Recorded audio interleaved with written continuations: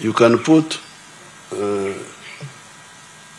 United States into Africa 4 times. But the GDP of Africa, you check on your internet, because for you, me I have got my capability. It doesn't have internet on it. They stop me from thinking properly. The name of our internet, you check. What is the GDP of Africa? 2.7 trillion. Can you imagine? And now we go into the serious conversations that have been baffling our minds as young people, so that we can be able to get answers to them.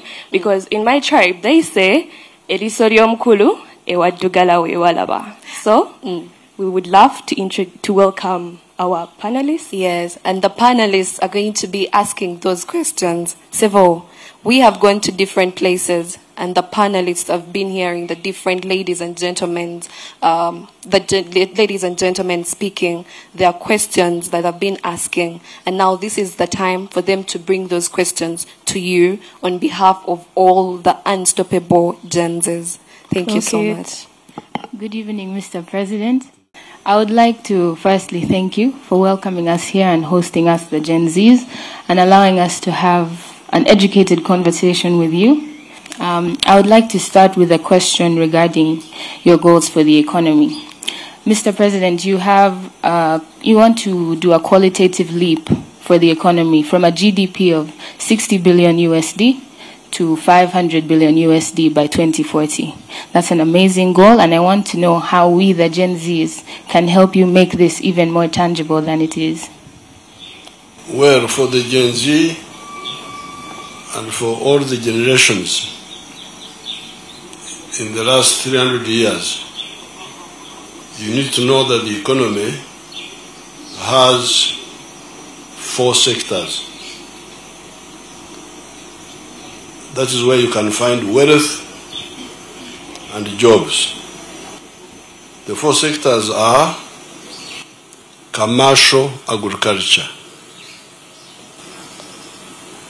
If you produce crops for money as well as for food, you will create wealth and get money and create jobs.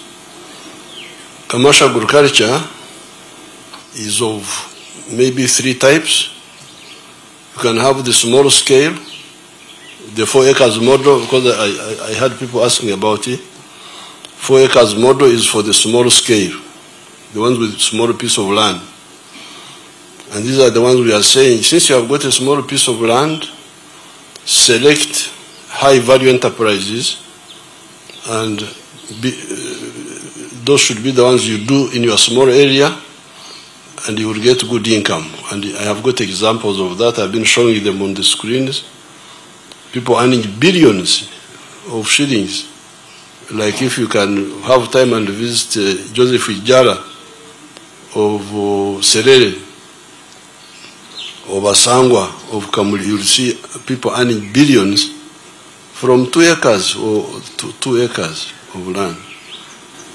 Then you can have medium large scale agriculture, commercial agriculture, because this is where your people were, Africans were behind, because they were producing, but producing only for consumption, for home consumption, or only working for the stomach, what they call subsistence.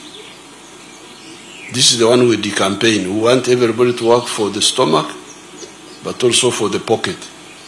That's why we say commercial agriculture.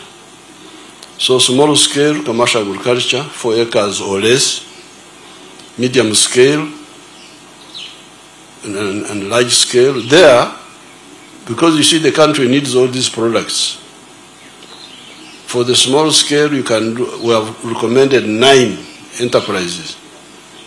We have recommended coffee, fruits, small, what do you call, zero grazing dairy cattle, food crop, piggery, poultry for eggs, fish farming, cocoa, and palm oil. There, even if you have got 1 acre, you will get good money. But then your country needs other crops, needs other products. We need cotton. We need maize. If we don't have cotton, what shall we put on? We need clothes. We need maize, because maize is low value, but needed in all animal feeds, for starch, for industries. We need sugar cane for sugar. We need tobacco, those who want to die from cancer. Those are low value, but needed by the economy. So therefore we need the large-scale producers who produce on a large scale, and although they are getting a small per acre, because of scale they get good money. So that is sector 1, which all of you must know, Gen Z or non-Gen Z.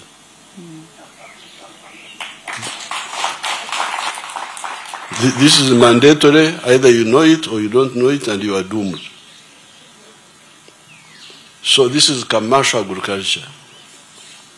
Then the next sector is artisanship and manufacturing and industries. This is where you process all these raw materials in final products. The raw materials we have in Uganda are agricultural raw materials, like the shirt I'm putting on is from the cotton, our cotton here. Then you have the minerals. Like the other day, I commissioned a factory with President Ruto in Tororo about steel. Steel. You Gen Z, you must have heard of something called obutare. Obutare, you have never heard of this. Obutare is iron ore. I was thinking about it. Very good. Obutare is iron ore. That's why you hear of Butare here in Buweju. There's a place called Butare. You can even hear of Butare in Rwanda. There is something there. It is our word for iron ore, from which we get steel. Steel for so many uses, for dams, for buildings, Mitayimbwa, so the mineral-based industries are needed. Then you have knowledge-based industries, knowledge-based, where you don't have the local minerals or the local crops, but you have knowledge. This is where the Gen Z can come in. Knowledge, innovation. Computers. Computers are, you put a number of things together and you create a product. But all of them under manufacturing. All of them under manufacturing. That is the second sector. Whatever you do, in the last 400 years, this is the path to modernization. Then the third sector is services. Services. Or whereas services like hospitality. Me here, I am a wealth creator. I produce milk for you people. So you need milk, I am here. I give you milk. I give you a product. I produce beef for you. I produce bananas for you. And somebody transforms it into a processed product. So me, I'm a farmer. The manufacturer processes it into final product, or changes a bit like starch and so on. But then we need services, which is the third sector. services like hospitality, a hotel. Where did you sleep last night? Did you stay in a hotel here? Hotel Uganda. Where? Igongo. Igongo. Yes. So now that man, Igongo man, is not like me, who is producing milk, bananas, beef. For him, he's providing a service. Me, I'm producing a product, a good, but for him, he's producing a service.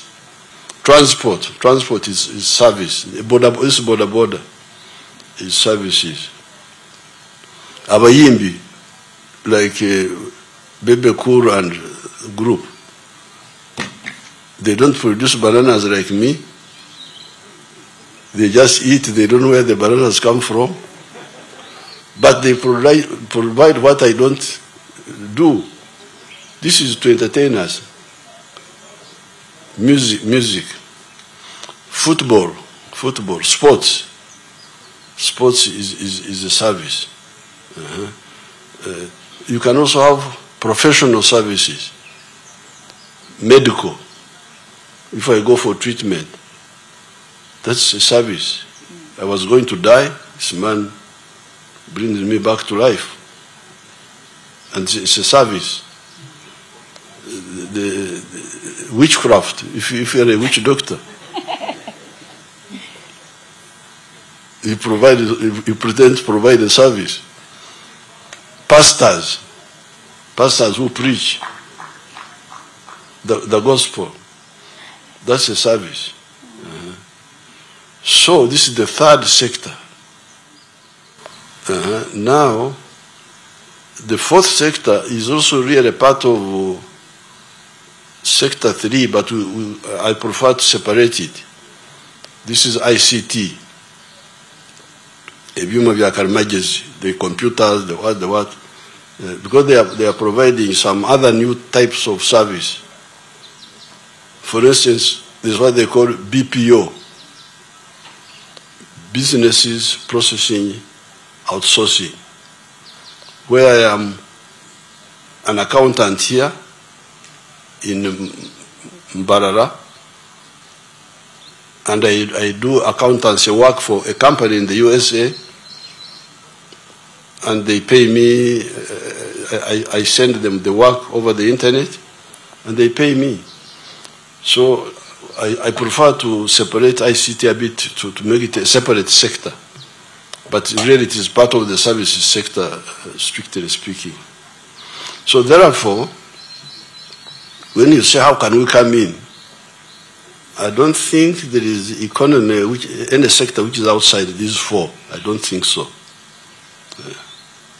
If you know any, tell me. But for me, I think these are the four sectors of wealth creation. In some of the countries, if you take, and this is where you are very lucky, you fellows, and this is why you should wake up, get out of sleep, because sometimes you go into sleep, into disorientation. People give you these stories, those stories, but me, I'm here to tell you the reality.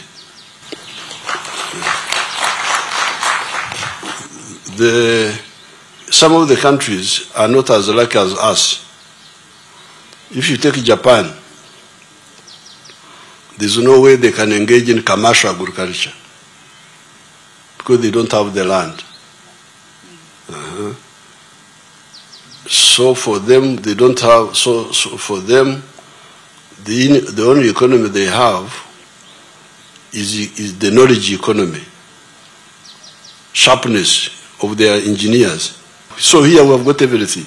All these sectors we can perform in them: agriculture, manufacturing. We have our own raw materials, services. We have everything is here. So when you say where we the Gen can come in, you can come in wherever you want in the four sectors. Well, thank you so much, Mr. President. And by the way, I have got some Gen Zs here also in-house. We clock that in. My grandchildren, They are your group. They are very unstoppable. They are already very active with commercial agriculture, some of them, very active. So all those sectors are there for you. Thank you so much, Mr. President. My name is Sandra Lian Nabichi. I'm a TV host as well as Omuyiribi. I'm a hustler. Njiribireyo downtown n'ebintu bingi nnyo kwegamba buli ekinsala mu maaso nkiyiriba kasita kiba nga kiriko akasente. So, Mr. President, ngenda kutandikira ku kyogeddeko ekya agriculture, and we really appreciate you so much ngaba youth. Nti otaddewo ebintu ebyenjawulo okuba nti naffe tubyenyigiramu. But bw'otunuulira number of youths abasinga tetulina yadde tampeko y'ettaka wensobola okutandikira okugamba nti nyina ekintu kyenteekawo okutandika okulima oba okuggyamu ssente. So with that, tugenda okufuluma okuva mu universities oba dropouts, anything like that, nga tolina wootandikira ng'oluusi companies ezitukozesa zigamba twagala abantu balina experience of which wakafuluma essomero. That means nekyosomeredde kyennyini oluusi tokifuna n'ofundikira ng'olina kuba muyiribi nga bwendi n'ogamba nti nkedde ku makya I've created a business n'ogitandika ne ka capital k'oba oyiyiza either okwewoze mu bank n'otandikawo ekintu kyo. So as time goes on okula n'otandika okusuubula okuva ebweru okusobola okugaziyayo business, but then nekifundikira nga emisolo gisusse ate nga akantu ke wandifunyeeko kafundikira kagweredde mu misolo gye bakutakisinga ku kisaawe nti oyingiza ebintu n'opimaapimamu ng'olaba tekiwera n'okomekerera nga olaba osuubulira bwereere wabula mu loosi njereere. Yet nga youth weeyiza akantu kosobola okuba nga kwegamba otambuza obulamu. Kati mbadde mbuuza Mr. President, ffe nga abavubuka otutegekedde otya okubeera ng'omusolo guno tegutunyigiriza nnyo ku buntu bwe tutandiseewo nga ffe okuba nti tuganyulwamu okuba bizikozi otugambe tuyiiye. And you mentioned as something like you should wake up mulekerawo okwebaka naye tusula tutunula tuyiriba kiro na misana naye akasente kaganyi. Kati now Sandra has not heard of a disease called ekikulukuto. Nakiwulirako Mr. President. Ekikulukuto Banyankole called it ekyerwiso.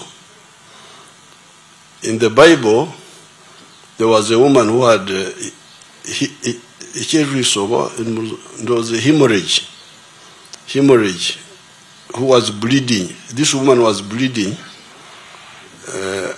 until she touched the garment of Jesus, and the bleeding stopped.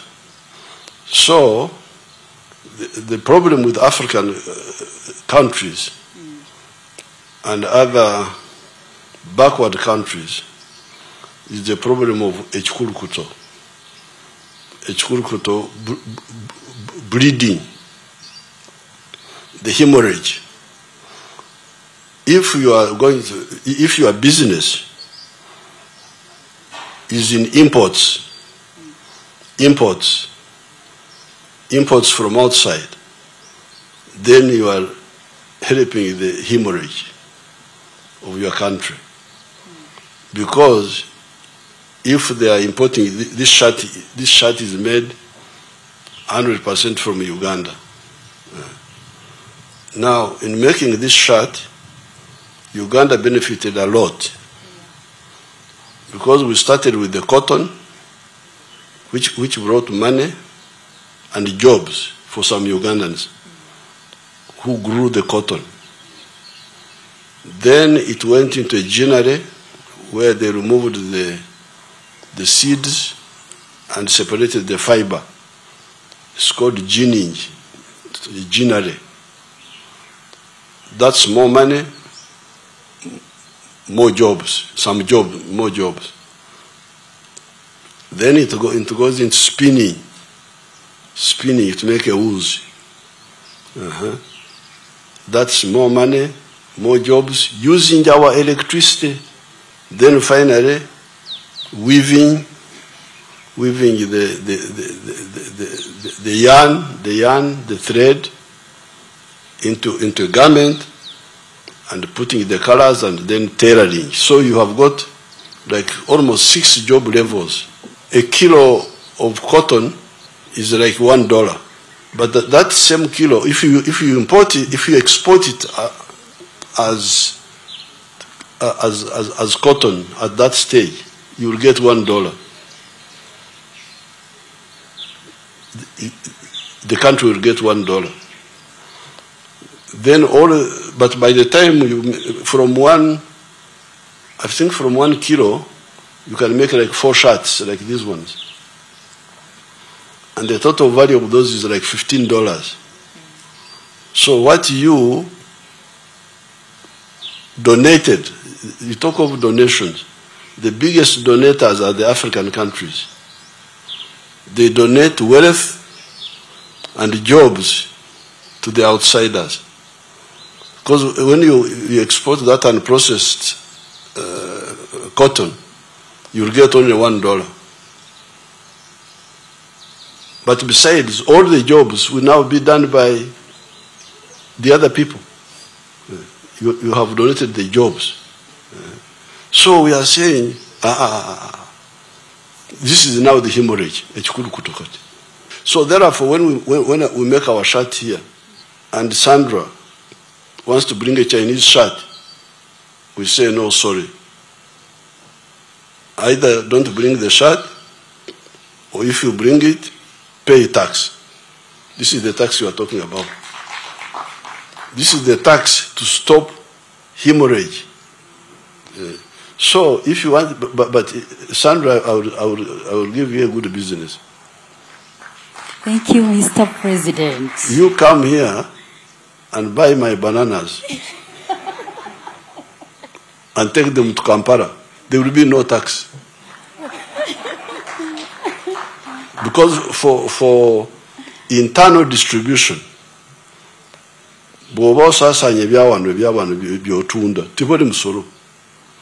if you buy maize from Chiboga, you buy simsim from Acholi, there will be no tax. There's no tax on internal distribution.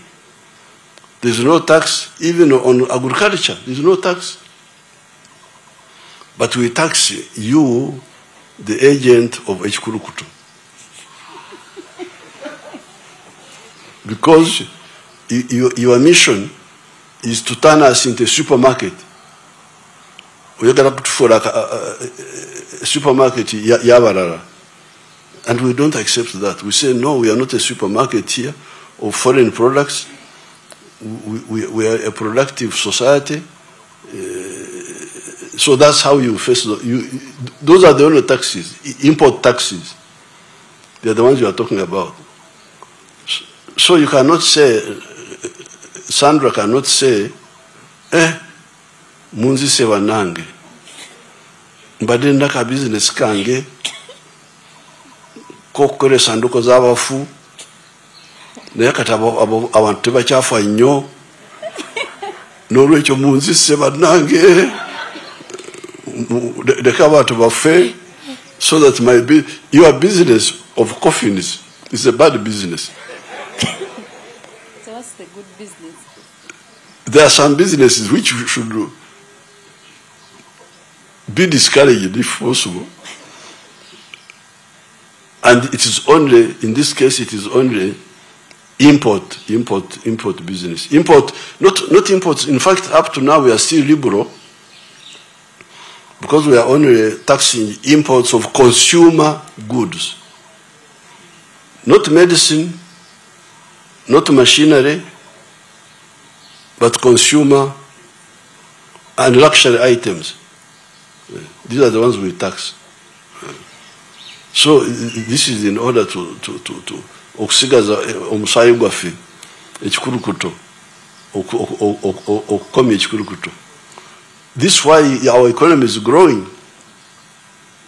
And when you say it will grow by 500 billion, it is because of this. Because remember, instead of 1 job level for cotton, we have got 6 job levels. And all that money is staying here. Jobs are being created. They are using our electricity.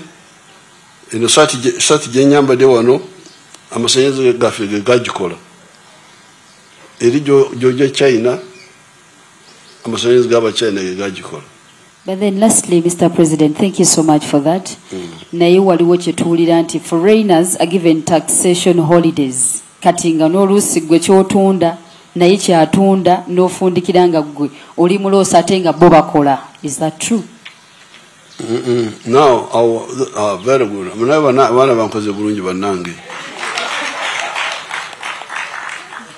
Okundeeta mu bazzukulu mbajjemu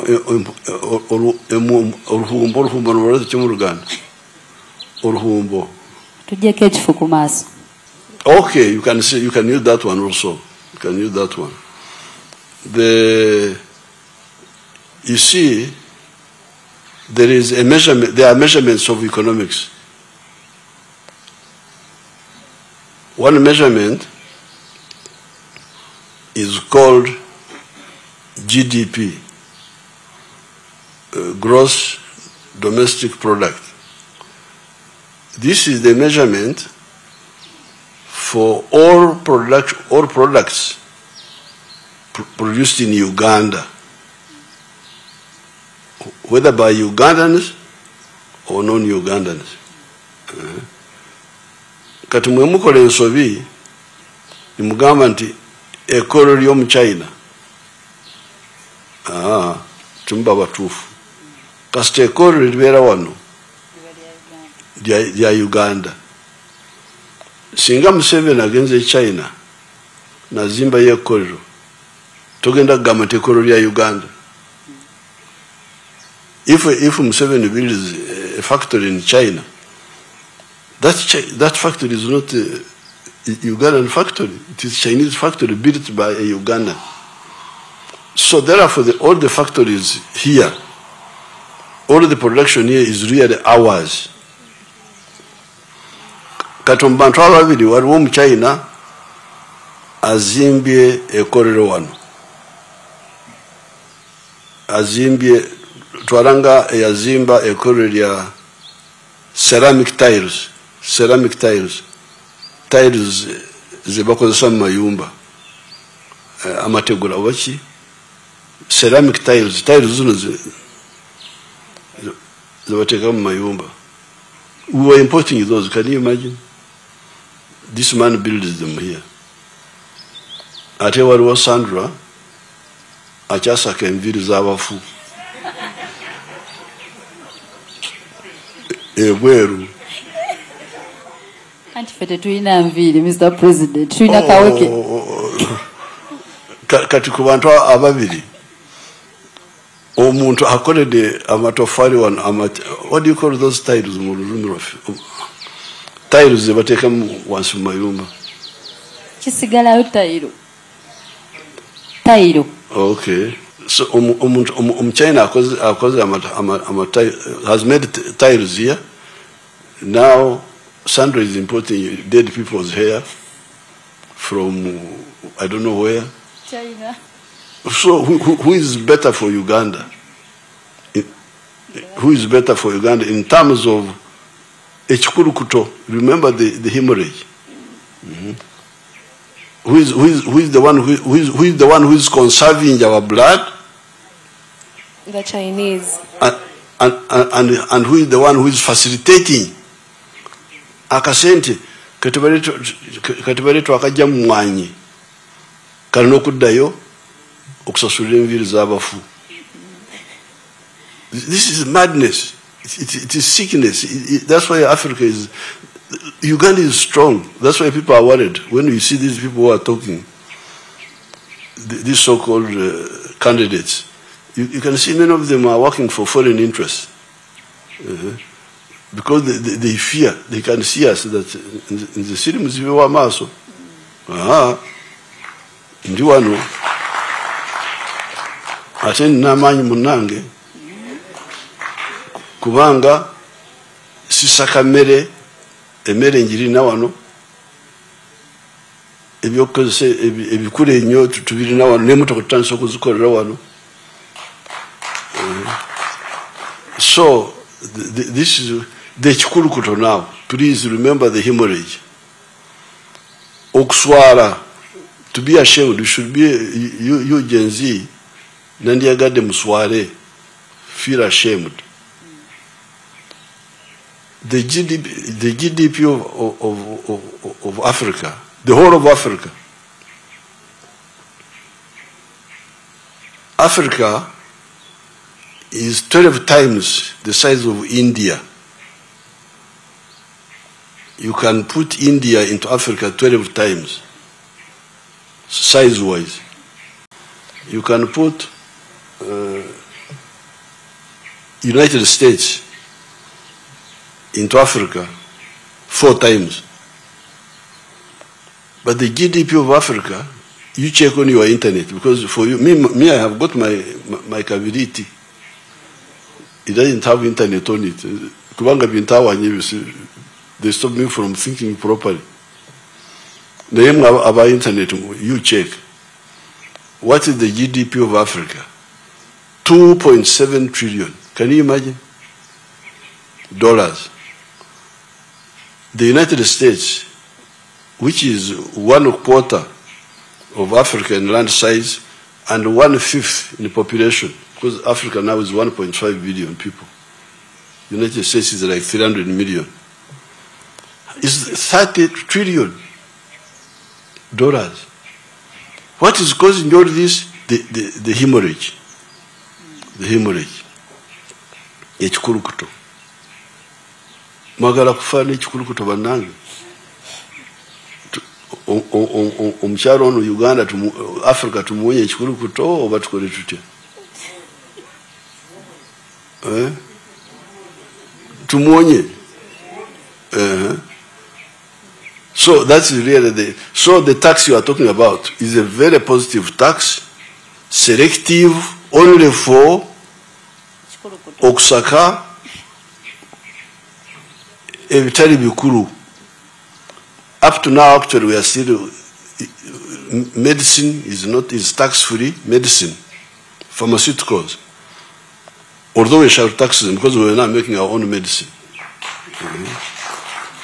Pharmaceuticals have been tax-free,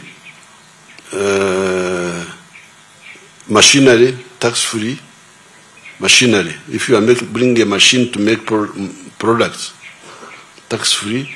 So, of perfume over, bobita, about Yankuno Wetaji, perfumes are. These are the ones we are taxing. Whiskey, those luxury items. So, if Sandra is in that business, please. It's not a business.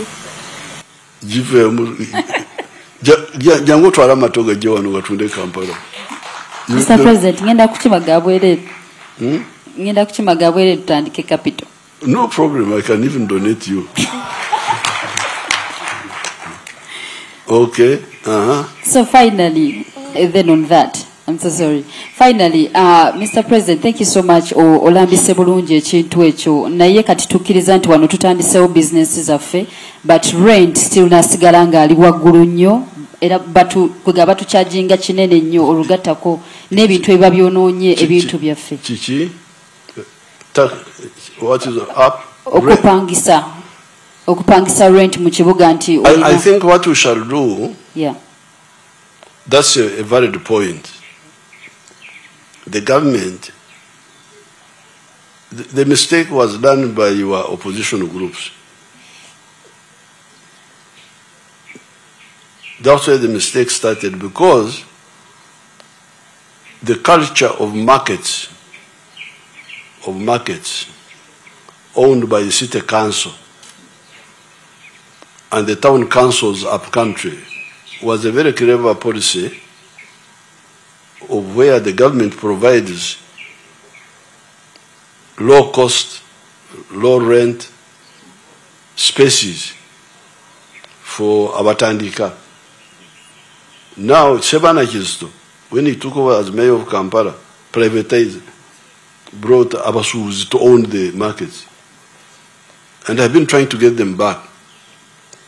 But I'm now going to be more active and really create spaces where you young people can come and start. Mr. President. The government can build that concept of markets owned by the government, whether city council or Mbarara. Here in Mbarara we had those spaces owned by the town council where people would come with small rent and then they grow up, and then that's how the omusajja waffe Seya erinnya bamutangani Sebagala, that's how people who were very poor in the market started and they grew. So the government should create, it was a mistake to privatize those low-cost free spaces, whether they are markets or even building centers. That's why, for instance, I built skilling hubs. Where I train the children free of charge, then they go. But we can go further and create those spaces town by town. That's a valid point, and we could deviate the properties of those basubuzi. Yes. Okay, if they don't have customers, they will also behave. Yes. Because now they are misbehaving. But I'm going to start to build these centers for you people, young people, come here and work for either for low rent or no rent. You only pay for electricity and so on. That's a valid point now. Sandra Katayogete Banan. Mr. President.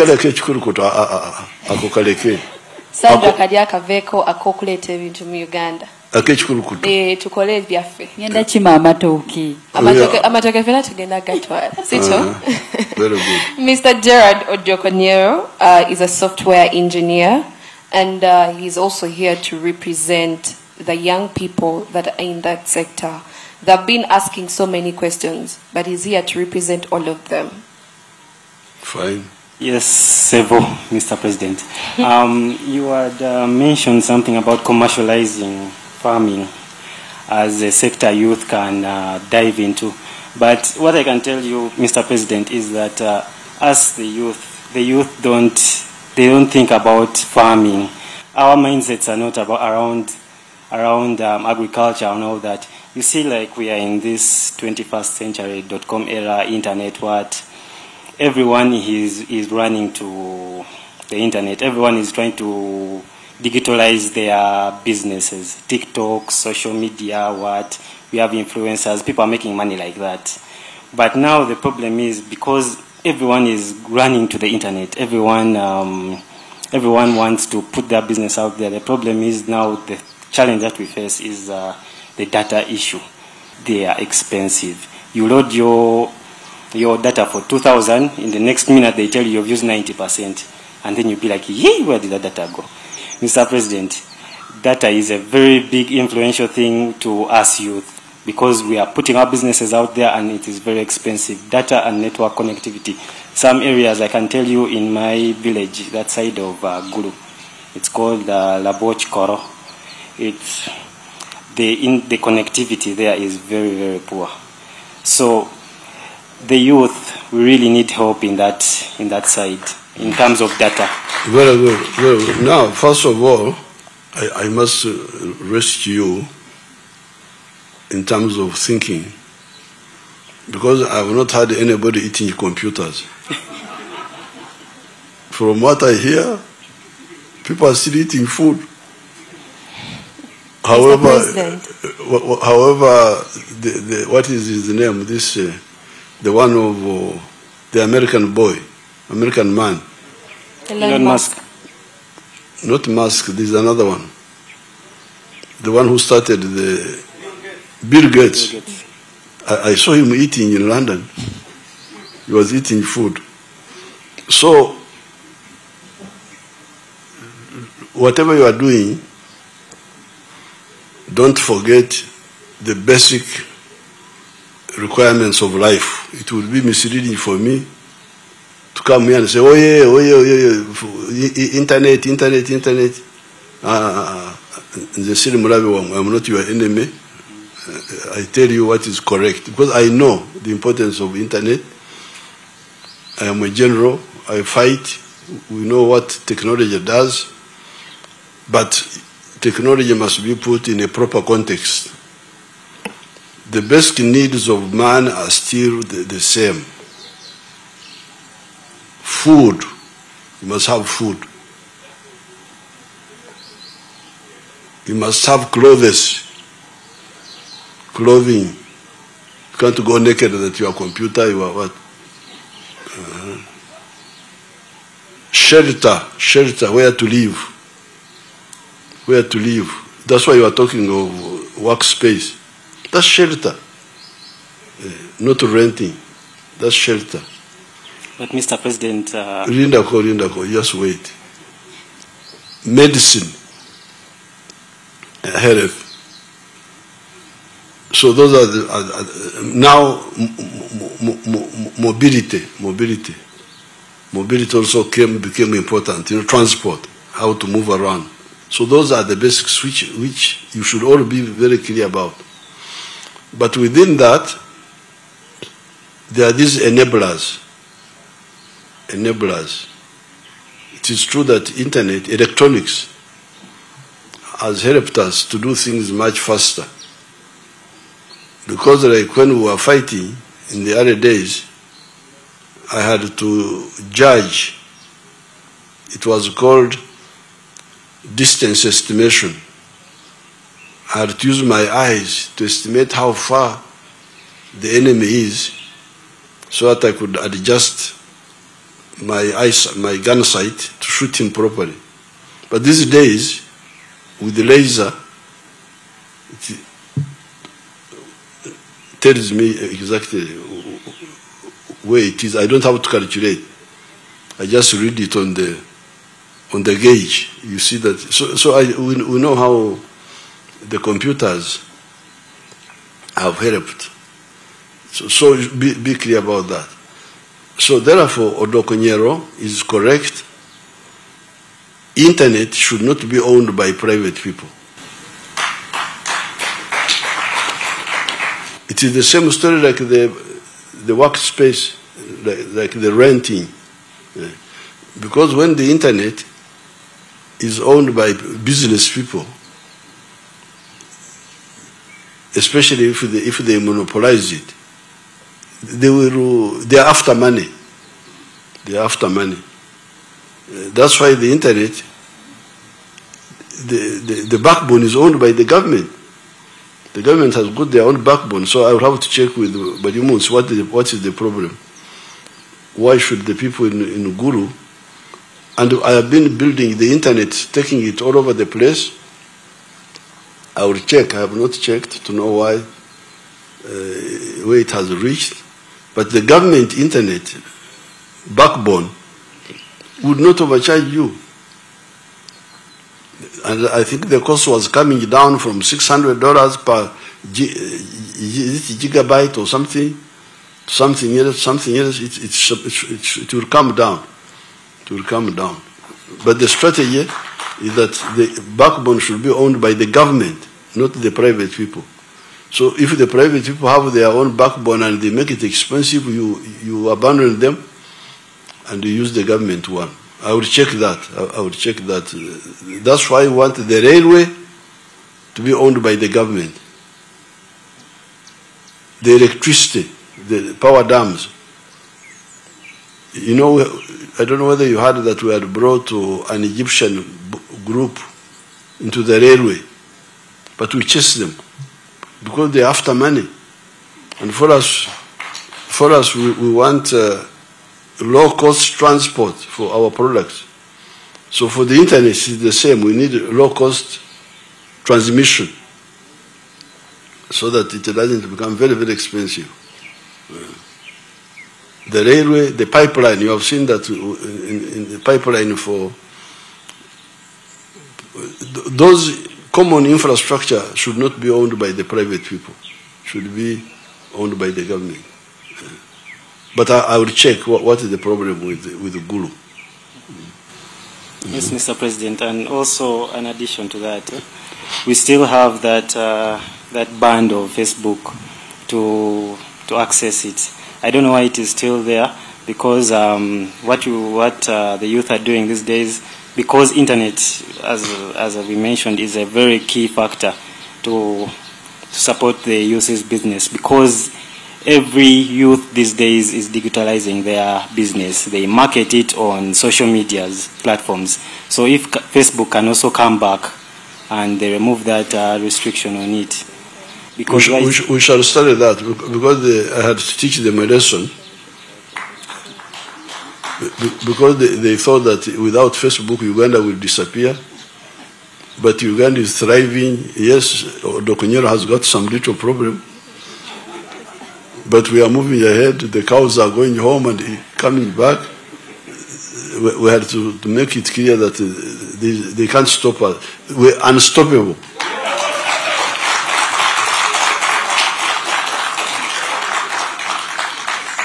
So they have been shut now for how long? But Elon Musk is making very good proposals, because he wants now, because you see the internet is through the wires, the cables underground, then in the ocean. But Elon Musk is proposing satellite, cheaper, which is cheaper now. In the past, we were using satellite. It was very expensive. But then we started using the cables, which was a bit cheaper. But now Elon Musk is saying he can make it even cheaper by satellite. So they are also fighting for space, so we shall take advantage of them. Thank you so much, Mr. President. My name is Nasozi Shakira. I am a youth leader and a young entrepreneur. Shakira is the name of where? It's a Muslim name, just, but... Shakira, it's some Arabic something. Yeah. Mm-hmm. Thank you so much for your time. I just like Muze's reasoning, and I like your leadership traits as a young leader. And for sure, I've been seeing Muze speaking economics only. And for sure, ladies and gentlemen, you'll agree with me. Uganda needs people like Muze who are true economists, because we need our economy to grow day by day. Muze, you have been talking about the 4-acre model, and you have been encouraging us to take part. And as a young entrepreneur and a youth leader who has been mobilizing most of my friends to open up businesses in agriculture, I've seen that we as the Gen Zs see agriculture as something that is tiresome, something that is going to make them what, and most of the Gen Zs say that they do not have land where they can carry out their agriculture. And I've made more research that to countries like China, it is contributing less than 10% since it's on a small scale. And furthermore, 86% of the Chinese youth are actually involved in non-agricultural activities, and it is actually contributing to the gross domestic product of their country. So as our Jaja, as our Mzee, are there any other opportunities that are non-agricultural that we as the Gen Zs can get involved in, and they can actually help us to push our economy from one level to another? Are there any? Shakira has now talked correct economics. And not only correct economics, but also socio-economic transformation. It is true that with modernization, you get less people in agriculture and more people in manufacturing and services. That's correct. So that's what therefore here, when I say 4 acres model and all this, it is transitional. Because at the same time, I'm talking about manufacturing.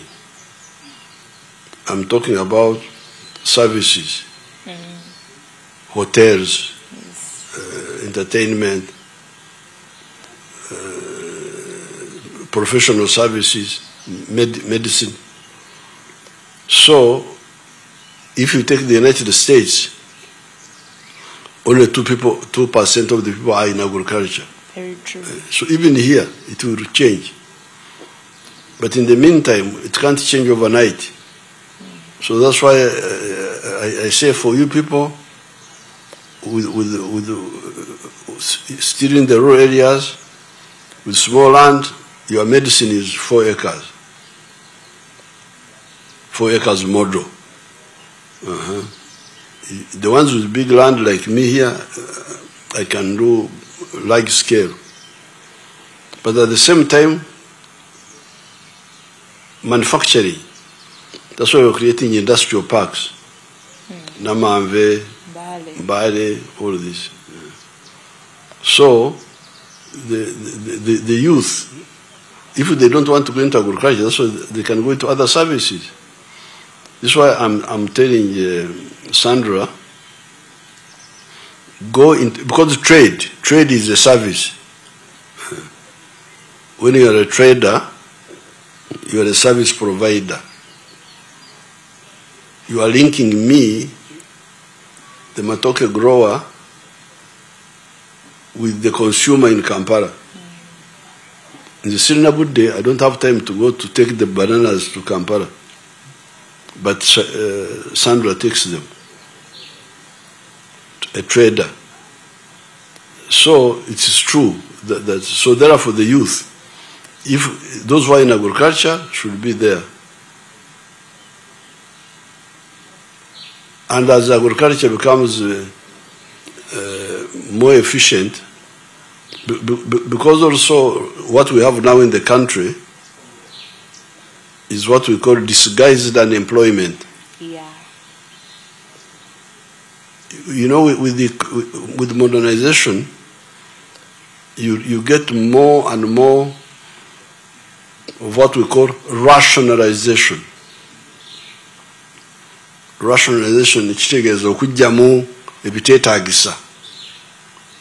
Waliwo bye tukola naye tibyetaagisa. Singa bivaamu, we shall be more efficient. It's called rationalization. So our structure now, you'll find the Jaja, grandfather, is on the 4 acres. The ones we are talking about, Jaja is there, grandfather is there, father is there, Muzukuru is there, they are all there on the 4 acres. But they are not all needed. They are not, we just need only one. But it is still our structure. We can't change it. So we accept it, try to use it as we move forward. But actually, you may find that, I haven't checked, but you can check, with a tractor, how many people do you need for 200 acres? You may find you need few people to plow for 200 acres rather than very many people. So with the use of machinery, you reduce numbers. Then those numbers can go and do other things. So what is clear, what is correct, what is necessary is the long-term vision. As long as Uganda or Olengerayo, these transitional steps, you can see that some of them are not necessary, but as long as we see where we are going, we shall get over them. So I totally agree. Now I am with Shakira. She has joined me. When I was in Tanzania, I was teaching economics at, when we were fighting Yamin, I took off some 2 years to teach. And I was teaching a course called one topic, characteristics of backwardness. How do you know a backward country? One of the characteristics is to have more people in agriculture than in industry and services. It's clear. It's one. But that's where you are starting. So what do you do? Because now we have been having agriculture, but subsistence agriculture. Okorra ekida kyonka. Only working for the stomach. Teach me each keken. Do you speak Acholi? Yes, I do. Lok Acholi? Yes. Lok Mabel? Ati Mabel. Mapoyo. Pacho kweni? Pacho kweni. Pacho. Pacho. Pacho kweni. Tie ingo. La poch koro. Koro. Oh. We are speaking our language, these people cannot understand. So, because what we have been having has been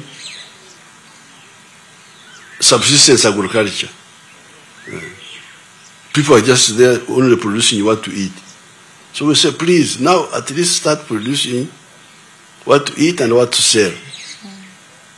And do so with the chivaro. It is better than what you are doing now, but it's not the best. But in the meantime, so we are together now. Thank you so much, Mzee. And maybe lastly, Mzee, I've heard about the presidential initiative on skilling of the girl child. I've seen it in Chivuli. I don't know any other place, but I mainly saw it in Chivuli. My fellow youth from the eastern side would also need such skilling, and I'm one of them. I saw people being trained in shoemaking, and I make shoes. I saw people being skilled in tailoring, bakery, and very many other activities. And they're actually given machines to start up. And as you know, the eastern side, it's one of the regions where unemployment is very high. So I was requesting, if possible, if at all the presidential initiative on skilling of the girl child can be extended also in the eastern region, in the areas of Jinja, Soroti, Katakwi, and very many other areas. There are zonal skilling hubs there, all of them have. All of them have. The girl child was only in Kampala. Yeah, and that is why I was like, can it be extended in Jinja and very many other places? Yeah, we can do it. We can do it. Skilling is my pleasure. Skilling is. Now, some people are saying that why are you only talking about the girl child? Why not the boy child? This was just to deal with the cultural distortion where the girls were really sort of forgotten in inheritance. It had its reasons in the past, because the reasons were patrilineal society which is go through the male, which is in order, but also exogamous. You don't marry within your clan, which was all sound science, because that's why we have very strong genes. Towasa or Uganda, you don't marry your relative, you marry. But in the past, there were wars between the clans. So that's why they didn't want the girl to take the cows to the clan where you may fight tomorrow. But those things are finished now. So that's why the NRM says, no, the girl must have equal rights. My girls here have equal rights with Mhoz. There's no way you can say my girls, although they are married, their share here is there. In my wealth. So that one should also be clear. Thank you so much, Mr. President, for that wonderful information. And looking at the 5 principles of the NRM government, one that sticks out to me is socio-economic transformation. And we've looked into the economic transformation a bit, and the social one too, a smaller extent.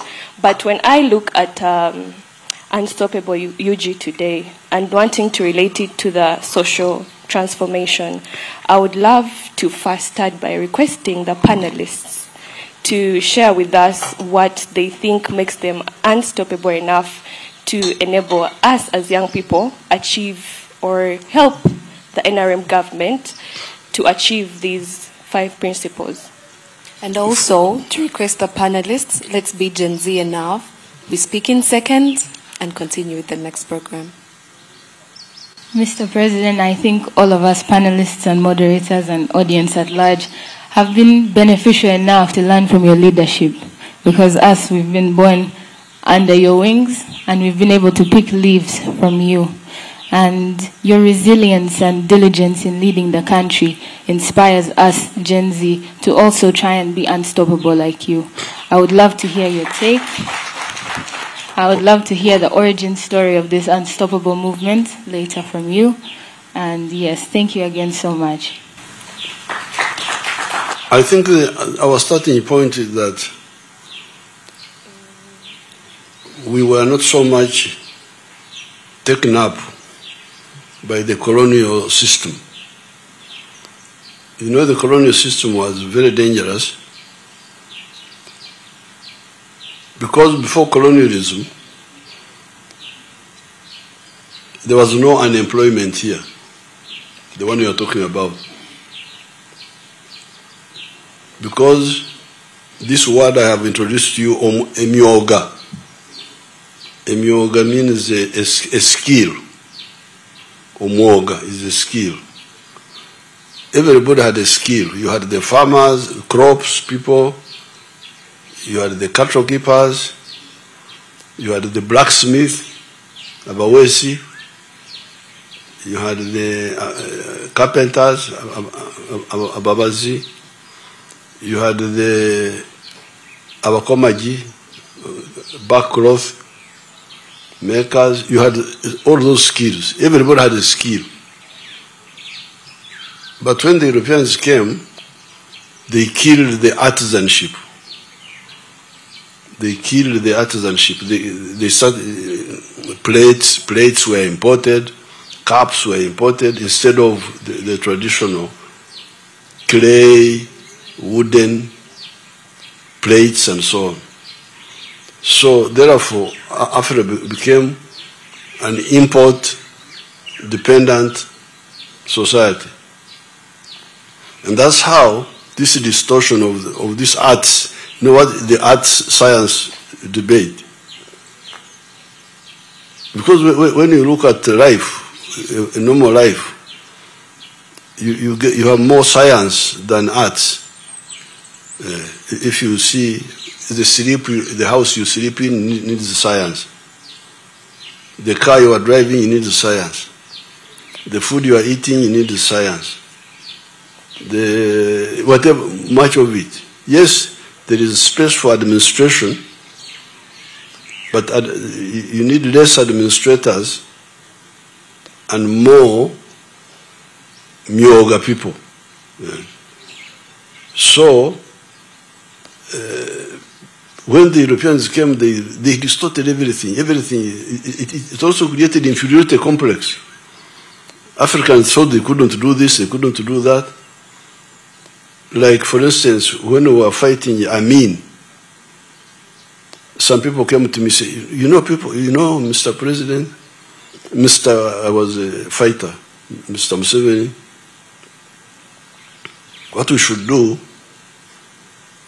is to get money, we hire Israelis to kill Idi Amin. I said, but why should we hire Israelis to kill Idi Amin? We can kill him ourselves if we want to kill him. But you can see the dependency. So, the chance we had, some of us who are not so much involved in the colonial system, we were here, cattle keepers, crops people. Then when we came into the system, we said, these people, what they are saying is not correct. Like my discussion with Sandra, a wonderful discussion, historic. Because Sandra didn't, I don't think she had heard about the Chikulukuto. Because she thought she had a very strong point. Strong point was you are taxing our Bietusaka China. Or to say, they am nangi. Ani atuse. Sandra ya atuse banangi. Kumanga ya yambe Chikulukuto chinoko. So this is, you can see the meeting of the two movements. My movement from the resistance to foreign dependency. And then whatever these young people have been picking up from Kasita. You know Kasita, there's a group in Kampala called Kasita. Their job is to import. Why do you import Kasita Banan? Why don't you either make or distribute what is here? So, it was, and we had not lost our base. We still had our base. That's how, for instance, the Ankole cow, we kept it. They were saying, oh, Ankole cow is what? Ankole cow is the best. Now the Ankole cow is earning much more. The other day, Ramaphosa, in South Africa, I sold him for the 3 cows. He actually cheated me because he gave me a very low price. I sold him for the 3 cows, Ramaphosa. Now he's a big man there in South Africa. The other time we sold a cow for 187 million shillings. 1 cow. 187 million shillings. But imagine, and why is it so special? The Ankole cow has got yellow fat. All these other cows have white fat. The one which causes cholesterol. The Ankole cow is anti-cholesterol actually. So, but this one was not known. Now, your people have discovered, not discovered, have identified the medicine for cancer, have discovered the medicine for diabetes, for malaria. All these were here. Our people knew them. But the world didn't know. And if we had, so, it is that background of, we are not fully captured mentally by the foreigners who are still Africans over here. Because also, remember that Europeans have not, we did not interact so much with the outside world. The first non-black person to come here, unlike our Africans at the coast, in West Africa, in East Africa, they had more infiltration. But you remember from your history, you people, the first non-black person to come to Uganda was an Arab called Ibrahim. He came in 1841. This is the first time to see a non-black person. So they thought he had no skin. My great-grandmother who was alive thought that white people had no skin. That they were inyama, they were meat. Because to have a black skin, you must To have skin, you must be black. So that recent interaction is the one really which kept us. Yes, we can see the new things, we can see the advantage, but So I think it is that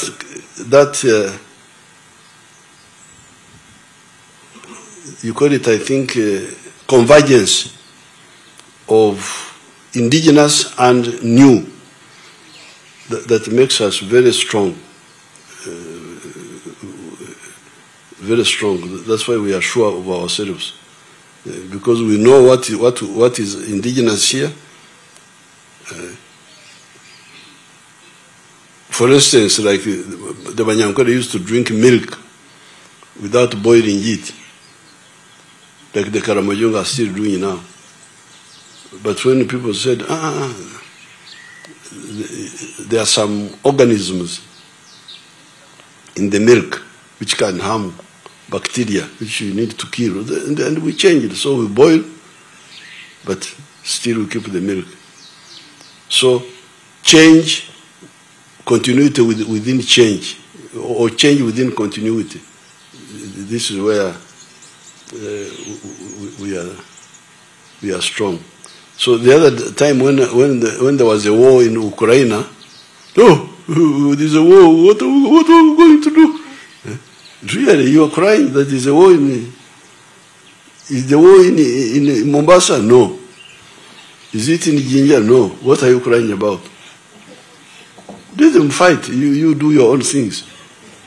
Oh, there will be no bread, no what? Eat mogo. What is the problem? What stopped you from eating mogo? And I can see you are all very, very fat. I think, I don't know what you are eating. Oh, bananga bankoze bulungi okundetera Gen Z. Sevo, the Gen Zs really have so many questions for you. They would love to spend the entire day with you. I don't know if you can give us another day, we just come back. I have no problem, I will organize it. Yes, we shall be so grateful to come back. I can have a whole day. Because you see, what you call Gen Z, I am a former Gen Z myself. And I wish I had shown you my picture when I was your age, 1968, when I was like 23, 20. Next time I will show it to you. I'll come back to see the picture. Because what I want to ask the Gen Z, am I allowed to ask a question also? Yes. We are so ready for you. Permission granted. Permission granted. Yes, we are ready for you. Now, do I take it that Gen Z want to be softies? Because for us, we're not softies. We're tough. That was our generation were emphasizing toughness, resistance. That's how we were fighting the whites in Mozambique. The picture I want to show you is when I went to Mozambique in 1968 to be with the freedom fighters. But your generation, what are you going to be softies? No, our generation is just misunderstood. And if you are softies, how will you guarantee our future? Well, I would love to take the opportunity to thank you, Mr. Sevo, for that question. Now, I was ready for you as a real Gen Z. We have been able to have a chance of the young Gen Zs that have gotten knowledge from you to come up with things like Unstoppable UG. Now, this is going to enable us to become more of the dreamers we thought we weren't. We are going to become wealth creators. You're going to be innovative and tough Gen Zs. We are going to be innovative. Mr. President, when you were talking about your era of being a Gen Z, you didn't talk about being a hustler. We are big-time hustlers. We are game changers. And above it all, there is no generation like us because we aim to learning, unlearning, and relearning. Thank you so much to everyone that has been watching us. It has been an amazing time having you all. And we cannot wait. We know you all have so many questions for the president. Put them in the comment section. The magic hashtag is #UnstoppableUG. And my colleague is going to be giving her last remarks, and then I'll be letting you know what next. Well, thank you so much, Tifa, and thank you so much, Mr. President, for your amazing time. I would love to stress the point that we are indeed unstoppable. Yeah. We come with new ideas, and we request to be listened to be seen, to be heard, and to be acknowledged, because we are here. Yes. Thank you so much for being amazing people. To our audience, the media, the panelists, you have been very amazing people. Do not forget that we are Unstoppable UG, and we are the first ever podcast of young Ugandans that are dreamers, innovative, entrepreneurs, and above all, we are going to change the format that people know about our generation. Museveni, let me report some people. They say our generation is lazy. They are lying. We are very hardworking. We are very good people, and we support your work. Thank you so much. Thank you so much. The Gen Zs of Uganda, about Gen Zs? And you are not softies. No, we are not softies. We are hustlers, and we love you so much. You're part of me. We're like the morning sunrise, and believe you're coming with me. The fire. We are unstoppable. We are unstoppable. Yeah. We are unstoppable. We are who we are. We are unstoppable. We are the power. We are strong and proud. We are unstoppable. We are unstoppable. We are unstoppable. We are unstoppable. Better believe it.